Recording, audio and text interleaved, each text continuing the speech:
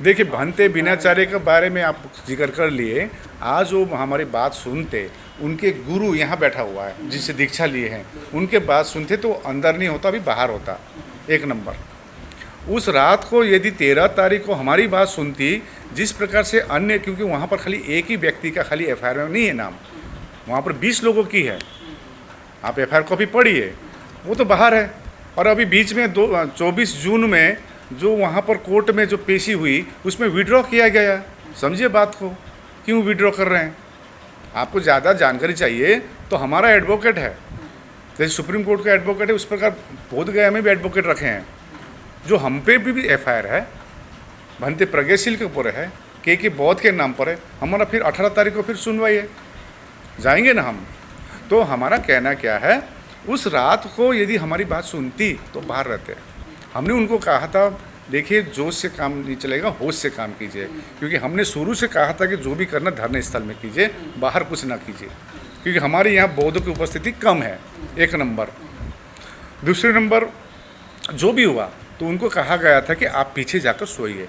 आप उस रात थे, आप थे ना रात को, मैं पीछे जाकर सोइए, मैं बचाऊंगा आपको। या एक नंबर, आपकी गाड़ी है पटना, पटना से उत्तर प्रदेश घुस जाइए। क्योंकि हमको मालूम चल गई थी जिस प्रकार को वो दौड़ाया गया था मेरे ख्याल में वहाँ पर। तो इमीडिएटली जब रात को मेरे को पता चला, सुबह पता चला, तो इमीडिएटली मेरे एडवोकेट को मैं कहा कि जैसे भी उनको निकालिए अंदर से। अब अंदर रहने वाले निकलने नहीं चाह रहा तो हम क्या करें। अब सुनिए मेरा बात, और एक प्रश्न चाहिए वहाँ पर। आप वो उस रात को थे, आप बता रहे आप रात को थे, उस रात को पूरा पुलिस छावनी थी कि नहीं थी? थी ना। कोई निकल नहीं पा रहा था। इवन हमारे कुछ मराठी का बस था, हमारे कुछ उपासक उपासिका आए थे, उनको भी निकलने नहीं दे रहा था। मैंने अनुरोध किया पुलिस को, भाई आधार कार्ड चेक कर रहे थे, आप जानते हैं। तो अभी हमको कुछ दिनों आगे मेरे को मालूम चला कि होटल के मालिक ने उनको बुलाया।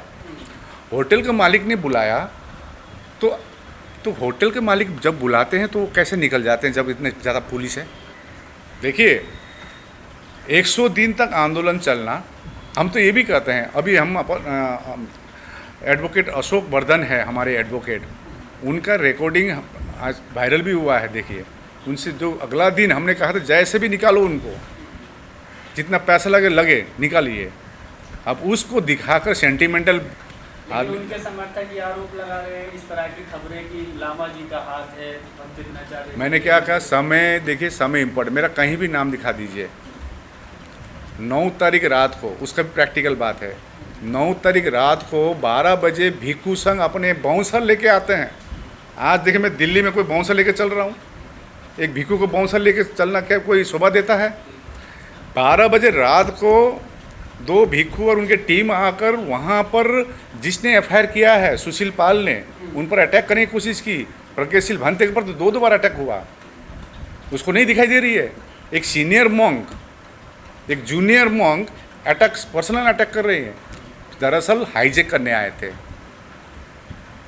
हाईजैक करने आए थे। हम तो शुरू से कहते थे भाई साथ में बैठिए, जैसे ये शुरू दिन से 3 सालों से है।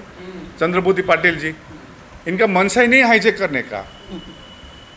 चंद्रकीर्ति भंते जी, इनका मनसा नहीं हाईजैक करने का। तो कुछ आए थे, वो हाईजैक करने आए थे।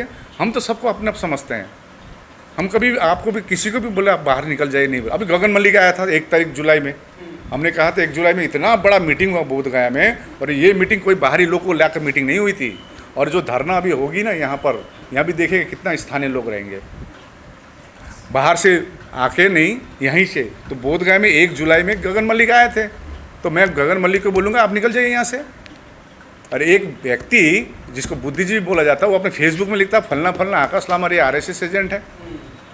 हमारे धर्म सिखाते हमको जानो, छानो और मानो। जानता है, मानता है और फेसबुक में शेयर करता है, वही लोग बिनाचार्य के बारे में बात कर रहा है। आज भी हमारे एडवोकेट को नंबर दे रहा हूँ मैं आपके चैनल मार्फत, उनसे बात कीजिए। आज भी उनके नाम पर वो पावर होता है ना, वक़्तनामा, अभी भी उनके नाम पर है। कल ही उनको देना, ठीक है। आकाश लामा के साथ प्रॉब्लम हो सकता है आपको, उनको दे, वो कल ही निकाल देगा उनको। कोई मर्डर थोड़ी नहीं किया कि वो अंदर रहे। हम भी तो दुखी थे भाई, एक भिक्षु अंदर में है। तो लांछना लगाना आसान है। देखिए, हम तो सिर्फ जो लांछन व्यक्तिगत लगाई है ना, हमको 5 मिनट लगेगा मानहानि केस करने के लिए, क्योंकि आपको प्रमाण दिखाना पड़ेगा। लेकिन लामा जी चुप है। क्यों चुप है? क्योंकि बीटी एक्ट 1949 को निरस्त करना है, और आपको मैं बता रहा हूँ 2025 के अंदर हो रहा है। लेकिन इतना हाईलाइट आंदोलन कोई नहीं हुआ जितना ये हुआ, आखिर क्या वजह रही है जो देश के कोने कोने में आंदोलन पहुंचा? देखिए, एक चीज़ क्या है, जब हम लोग ने all India Buddhist forum and all Buddhist organization ने जब ये आंदोलन शुरू किया 2018 में, हम लोग ने अध्ययन किए, क्योंकि हम लोग ऑलरेडी बंगाल में सक्सेस हुए एक इशू को लेकर जो 70 साल में नहीं हुई थी। उसी फॉर्मूला पर हमने सोचा इंडिया में भी हम लोग इस महाबोधि मुक्ति के लिए बीटी एक्ट 1949 के लिए हम लोग काम करेंगे। तो पहले भी 1991 में भी ये आंदोलन हुआ था, भंते सुरेश देसाई के समय में। तो उस समय वो आंदोलन फेल हुआ। तो जो गलती पहले हो वो गलती फिर से ना हो। फिर मैं कहना जा रहा हूँ वही गलती होने जा रहा है, जिससे हम बचा कर 3 साल तक लेके आए, वही गलती होने जा रही है। क्या लगता है? मेरे को ऑफर नहीं है। 23 अप्रैल में ऑफर किया गया, हमने नकार दिया उस ऑफर को जो पहले लिया हुआ था, भांति से दबक गया था। देखिए, नीयत साफ होना ज़रूरी है, और हम लोग ने जो 3 साल में तैयारी की, इसी के बदौलत कि विश्वव्यापी आंदोलन देश देश के कोने कोने को पता चल गया, जो पता नहीं था। 1991 में जो आंदोलन बीटी एक्ट 1949 क्या है ये मालूम नहीं था लोगों को, लेकिन कम से कम हम इतना बोल सकेंगे, हमने तो हिम्मत किया ना। 12 फरवरी में कोई नहीं बैठेगा महाबोधि के सामने, मैं अकेला बैठूंगा, इतना मैं संकल्प करके घर से निकला था। मैं एक साधारण व्यक्ति हूँ। तो इस आंदोलन को विश्वव्यापी या देश कोने में, जब तक ये बीटी एक्ट क्या है ये टारगेट फिक्स किया था कि कम से कम जब हम शुरू किए थे 10% लोगों को मालूम नहीं था। अभी तो मैं कर सकता हूँ 80% लोगों को मालूम है, और गांव घर में मालूम है बीटी एक्ट 1949 क्या है। और नेक्स्ट टारगेट हम लोग ने सेट किया है कि बीटी एक्ट 1949 को निरस्त करना है। देखिए, जितना शांत बैठेंगे उतना ही उपाय निकलेगा।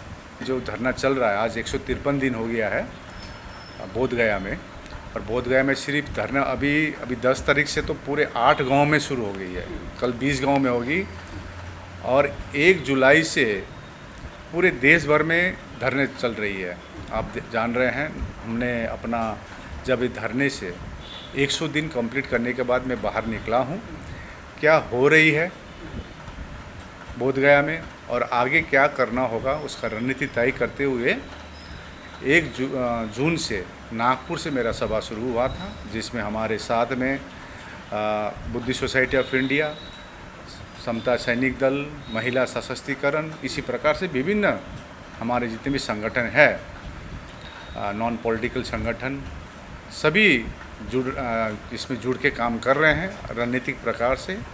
और आपको ये भी मालूम है कि 2012 में भंते सुरेश देसाई ने रिट पिटीशन फाइल किया था। इतने 12-13 सालों में एक हियरिंग नहीं हुआ था सुप्रीम कोर्ट में। इस धरने के जो दबाव और हमारी एकता के लिए जो हुई, उसके कारण कम से कम फर्स्ट टाइम 16 मई में हियरिंग हुई है, और 29 जुलाई में फाइनल हियरिंग का बात कर रहे हैं। और कल कई सारी बातें हुई नोएडा में। कन्फ्यूजन कुछ नहीं है, कन्फ्यूजन इतना ही है कि भंते सुरेश देसाई ने जो ये किया है रिट पिटीशन, उसको मद्देनज़र रखते हुए, जैसे बुद्धिस्ट सोसाइटी ऑफ इंडिया के चंद्रबोधी पाटिल जी ने भी 2018 में इंटरव्यून किए थे, कई लोगों ने किए थे, इंटरवेंशन दिए थे, रिट पिटीशन फाइल की थी, अभी तक हियरिंग नहीं हुआ। तो जब हम लोग ने 10 मार्च में इंटरव्यून की इस धरने के स्थल से, ऑल इंडिया बुद्धिस्ट फोरम के नाम से जाकर, फर्स्ट टाइम हियरिंग तो हुई 16 मई में, और उसकी जो तैयारी है 29 जुलाई का, इसके लिए भी हम लोग दिल्ली आए हैं। और कल लद्दाख हम लोग जा रहे हैं। लद्दाख में काफ़ी बड़ा मीटिंग भी है, जनसभा है, तो उस अटेंड करने जा रहे हैं लद्दाख में।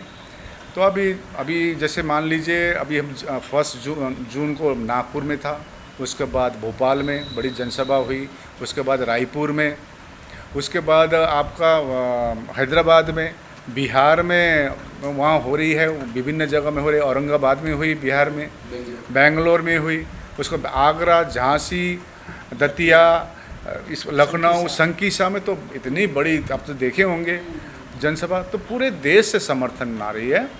तो इसके मतलब हम लोग जो 4th फेज़ का जो हम लोग मैं दौरा कर रहा हूँ पूरे टीम को लेकर, तो इसमें लद्दाख की भी है, जैसे कल नोएडा की थी।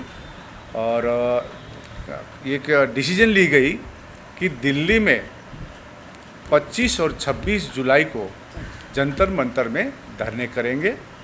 तो पूरे देश के बहुतों से अनुरोध है, अभी समय है होमवर्क करने की, अभी समय है शांत बैठकर अपनी कार्यशैली को ठीक करने की, सो दैट हमारी 29 जुलाई को एक हमारे पक्ष में एक डिसीजन आएगी। तो इसी के लिए लड़ रहे हैं। BT एक्ट 1949 किस प्रकार निरस्त हो, इसके लिए काफ़ी कल शाम को भी मीटिंग हुई सुप्रीम कोर्ट के एडवोकेट से, कुछ इंटेलेक्चुअल से, और इसकी पूरी तैयारी हम लोग करके बैठे हैं। और 25 जुलाई को सुबह सुबह पहुंचना है जंतर मंतर। अंबेडकर भवन में रहने की व्यवस्था की गई है, तो आप लोग अंबेडकर भवन में पहुंचिएगा सुबह सुबह। और 10 बजे से हम लोग धरने बैठ रहे हैं जंतर मंतर में। इसकी एप्लीकेशन दे चुके हैं हम लोग, परमिशन भी हो चुकी है। हो गई है। बस इतना मैं कह सकता हूँ। बहुत सारे लोग जो है साथ के लोग आप ही के जो सवाल खड़े कर रहे हैं, आपने जिस तरह से बताया कि लगातार जो कार्यक्रम आपके चल रहे हैं, उसके बावजूद ये बातें, ये आरोप आप पर लगे कि वो लामा जी जो है वो आंदोलन को ख़त्म कर दिए, बेच दिए। अच्छा, उनको एक प्रश्न कीजिए, अभी 153 दिन हो गया है, वहाँ 40-50 बनते हैं, कितने दिन बैठे थे वहाँ पर? देखिए, आरोप प्रत्यारोप करने का समय नहीं है। BT एक्ट 134 साल हो चुका है। हम ये भी बोल सकते हैं, हम उसका जवाब मैं नहीं दे रहा हूँ, आप देख रहे हैं। समय आएगी, समय सब जवाब दे देगी, समाज जवाब दे देगी।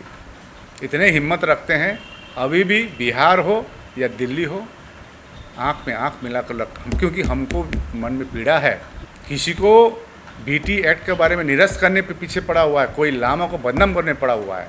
सर, इस आंदोलन के बीच आपकी सरकार से कोई बातचीत, कोई डेलीगेशन आपका कुछ? जी, हम लोग काफ़ी बार, तो देखिए अभी आंदोलन तो 12 फरवरी से शुरू नहीं हुई है, ये तो 3 सालों से हम लोग आंदोलन कर रहे थे। दो बड़ा रैली हुई, अंबेडकर भवन हो या कहीं भी हो, पटना हो या कहीं भी, इतने देश भर में इतनी ज्ञापनें दे चुके हैं। सरकार हमारी बात नहीं सुन रही थी, इतनी ज्ञापन देने के बावजूद। तो अंततः हमको विवश करके वहाँ पर अनशन में बैठना पड़ा बोधगया में, क्योंकि लड़ाई है बोधगया महाबोधि महाविहार की। तो हम लोग 12 फरवरी से बैठे, और तो उसके बाद 15 दिन के बाद सरकार के एक जो डिस्ट्रिक्ट मजिस्ट्रेट और उनके होम सेक्रेटरी बिहार के, उन्होंने बुलाया था। उन्होंने कहा था आपकी मांग एकदम जायज़ मांग है, आपको या आप सही मांग कर रहे हैं। तो हमने भी ये भी कहा था कि आप तो गए थे शायद उधर धरने में, कितनी शांतिपूर्वक थी 100 दिन तक, लेकिन अचानक 100 दिन बाद क्या हो गया? कुछ महत्वाकांक्षी लोग आए थे वहाँ पर। देखिए, धरने में जो भी आएंगे वो हमारे लोग हैं, हम ये समझते हैं। हम किसी भी बोलते हैं कि आप यहाँ से निकल जाइए, मैं कभी भी किसी से नहीं कहा, आपसे भी नहीं कहा होगा। वो क्या मनसाई लेके आता वो हमको देखना नहीं है। हमारा टारगेट है BT एक्ट को निरस्त करना, राजनीति करना, या तो MP MLA बनना हमारा टारगेट नहीं है। सरकार का क्या? सरकार ने कहा 15 दिन जब हुआ था आंदोलन का, अनशन का, तो उन्होंने कहा आपका जायज़ मांग है और 10 दिन में आपको रिजल्ट मिलेगी। लेकिन उसी रात को, रात के 12 बजे हमारे भिक्षुओं को रात को उठाया गया। आपको मालूम है ये सब चीज़? सरकार दिखा रही है, सुप्रीम कोर्ट दिखा रही है, और सेंट्रल स्टेट को दिखा रहे हैं। तो जो भी है, हमारी होमवर्क कंप्लीट हो चुकी है। 29 जुलाई तक आप वेट कीजिए, और जो अभी पूरे देश भर में जो माहौल तैयार की है, जो भी संस्था करे। सर, एक अभियान चल रहा है कि 23 जुलाई को पटना में भी आंदोलन होगा। करे, मैं इसी में आ रहा हूँ। मैंने हमेशा शुरू दिन से कहा कि ऑल इंडिया बुद्धिस्ट फोरम के बैनर में करना कोई ज़रूरी नहीं है। वहाँ आपने देखे होंगे कई सारा संगठन आए थे और पूरा बैनर लगाया हुआ है धरने में। तो और जब हम लोग ने 17 सितंबर 2024 में जब हम लोग ने पटना में शांति रैली की, मेमोरेंडम जमा किए, 430 लगभग, शायद 500 करीब हम लोग ने मेमोरेंडम जमा किए विभिन्न संगठनों के। ये लड़ाई किसी एक संगठन, एक व्यक्ति की नहीं है, सभी की है। तो पूरे देश भर में आंदोलन हो, लेकिन BT एक्ट 1949 को निरस्त करने और महाबोधि में मुक्ति हो, और पूरी कमेटी में बौद्ध इसके लिए हो, ना कि किसी दूसरे मुद्दे के लिए।